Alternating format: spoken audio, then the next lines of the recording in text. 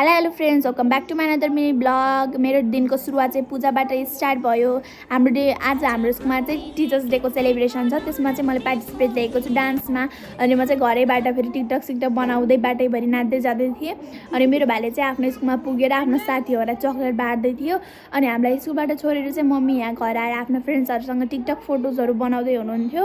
यहाँ चाहिँ सबैहरू मम्मीको फ्रेन्ड्सहरू जस्तै हुनुहुन्छ। अनि यहाँ चाहिँ अलिक स्पेसल हुनुहुन्छ कि मेरो मम्मीको लागि, मतलब पहिलेदेखि चिनी आएको अलिक क्लोज भनेको यहाँ हुनुहुन्छ। अनि हामी स्कुलबाट आइसकेपछि चाहिँ मम्मीले यहाँ ड्र्यागन टिप्दै हुनुहुन्थ्यो।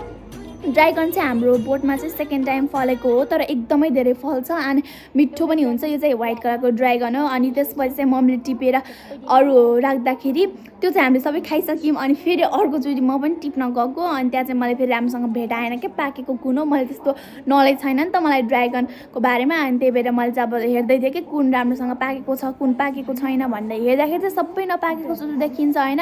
अनि मैले चाहिँ राम्रोसँग टिप्न पनि जानेको छैन, मम्मीलाई मात्रै आउँछ।